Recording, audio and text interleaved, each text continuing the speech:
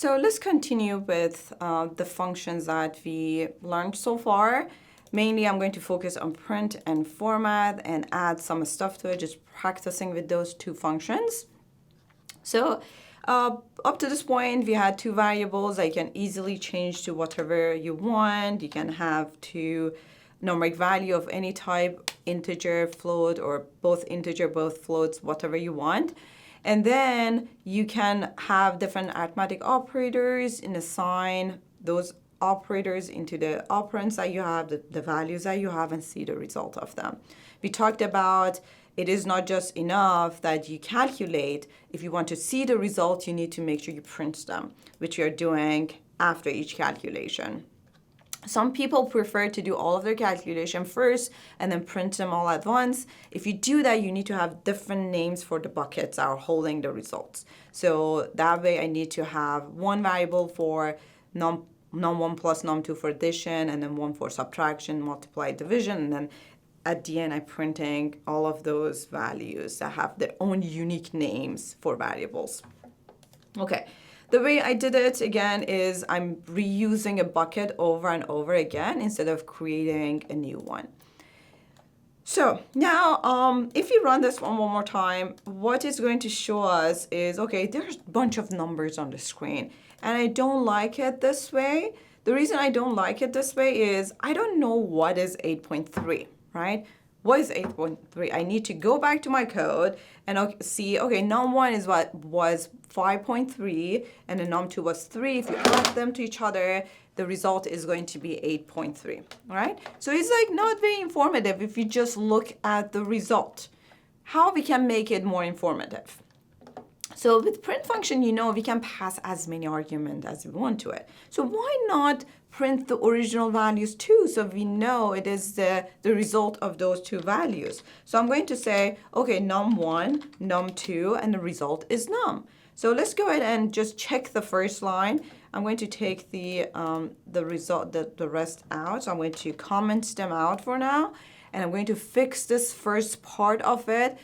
After I'm happy with it, I'm going to apply it to the other operators. So let's run it. So here we go. 5.3 is our first value.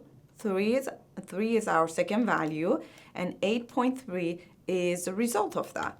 Again, I see the values. I'm still not happy with it because I don't know what those values are, what they're doing.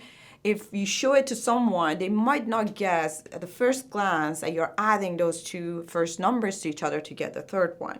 So let's add more stuff to it. Why not having addition sign between 5.3 and 3 to see the result? It won't hurt to have it. It's just to display it, to make it easier for your users to have it. So let's say we have two numbers, 4 and 6. And we are going to have the numbers, you're printing them. So between num1 and num2, I'm going to insert the plus sign, right? If I just put it here like that, actually some people do it this way. So if I just do it this way, it's going to say, okay, 4 plus 6 is going to calculate that, is going to give you 10, right? That is not what I wanted. I wanted to display 4, and then the addition sign, then 6, and then equal sign, and then the result. That is what I wanted to see. If you say num plus num2 is going to put those two numbers to each other, add them to each other, and show you the result, which is 10 in this case. All right, so let's go back to the previous one. I wanted to see num1. That is the first argument I want to see. And then I also want to see num2. So you should not put them together. They should be their own separate arguments. That is why we separate them by comma. And then I also want to see plus. So let's see if that works, and then we come back. So if I run this one, it's going to give me an error message because you put this plus here. It was like, okay, you have this operator here, but I don't have any operands to apply this on. It either wants to see it as like a plus sign for a number or having two operands to apply that operator on them. So it's going to be confused of what you meant by putting that plus sign there. I wanted to see the plus sign as plus sign. I didn't want it to be an operator. I want it to be a plus sign, a character that shows up between two numbers. And we know how to do that. We know a type, a data type, that creates a character for us that shows as it is, as we put it, and that is type of string. So if I have this plus inside quotations, it's going to show that character as it is. It's not going to change it. It's not going to see it as plus sign or plus operator or arithmetic operator. It's going to see it as a character plus, and it's going to print it as it is. So let's go ahead and run it. Now we are seeing 4 sign plus the number 6, and now we want to do the same thing with the equal sign. I'm going to go back here, and then right after num2, I'm going to add another quotation, comma, and then the result of that. So what it does is basically it pulls the number num1, prints it, and then prints this character plus, then num2, then equal sign as a character, and then the result of that addition.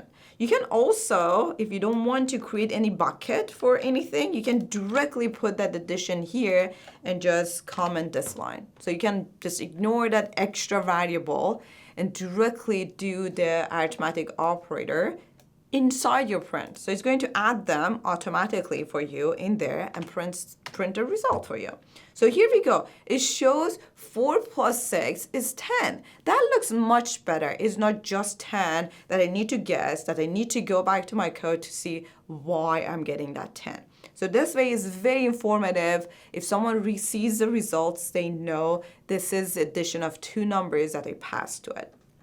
So let's do that for other ones. So I'm going to, if you want to either go with this way or have a separate variable, separate bucket to do that, you can do either one. So I'm going to go with my bucket as before, and I'm going to delete the rest for now, and I'm going to copy and paste this one. So now instead of plus, we are going to do it for subtraction. We are going to change this one. If you're doing copy and pasting instead of typing, just be very careful that you need to change all of the stuff that needs to be changed. So in this case, we needed to change 2 things. One is the operator that you have, and then the character that you want to see in the result. So let's go ahead and run it. So 4 plus 6 is 10. 4 minus 6 is minus 2, right? Beautiful. So let's try it for other operators that we had. So now we can do the multiply. I'm changing 2 things, the operator and the character you want to see, and then we are going to have 1 for division, so the operator and the character that you want to see in the result. So here we go. So we have 4 plus 6 is 10, and we have the 4 minus 6 is minus 2, the multiply is 24, and then division shows you 0.6. Right? So now let's go ahead and do the formatting for this last one. It doesn't look nice. We want to cut all of those decimal points and show it in the way that we want. So here we are doing the calculation. We are going to leave it as it is. We are going to calculate that, create the value, put it inside our bucket, and then when we have the value, we can easily format it. So when it comes to format it, just remember the way that we're using format function at this point is we're passing 2 values to format function. The first one is, okay, what do you want to format? In this case, we want to format this num, only this num. And then the second value passed to your format function is a format specifier. How do you want to format it? We want to see only, let's say, 4 decimal places. You just put that in and then it works. So I have seen it a lot that students put the format specifier or format function here and put everything inside it. This entire thing is not the value I want to format. I only want to pick one value out of this entire thing to format, and that is only this part, only the result of that division. So I'm going to cut this and take it and put it here. So that is the only one that I want to format in this entire line. Num1, I want to keep it as it is. Num2, I want to keep it as it is. At this point, I don't want to format this division character. I don't want to format this equal sign. I only want to format this variable num that is a result of that division. Okay, so this is my value. I'm going to put the comma inside the parentheses to pass my format specifier. Again, format specifier is always a string type, and I'm going to put a format specifier for myself. So I'm going to want to see, like, let's say 4 decimal places after the period. So 0.4f is going to do that for you. So let's go ahead and run it, and here you go. It looks really nice, formatted, everything looks really good. Okay, so we have that part, and you can play with it. If you want to format other numbers, you can do it. The other thing that, another place when it comes to numeric values I've used format function is when you have like really big numbers. So let's say I have 450 and 6. If I do that, you see some of these numbers are like having more than 3 digits. And whenever we have more than 3 digits, to make it easier to read the numbers, we use commas after each 3 digits. So we have 007 and then put a comma here to read it as 2,700. Just makes it easier to read that number, especially if number is getting bigger and bigger. Having those commas helps us to read the numbers.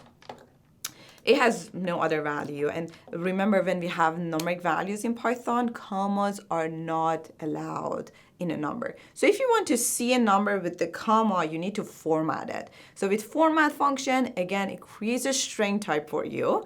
So it shows it as a string, so it displays it the way that you want to see it. But it's not a number anymore. It's a string. That's okay. You insert the commas in the number and you see it the way that you want. Okay, so that is what we are going to do next. We are going to try to insert that comma into a number whenever it's appropriate.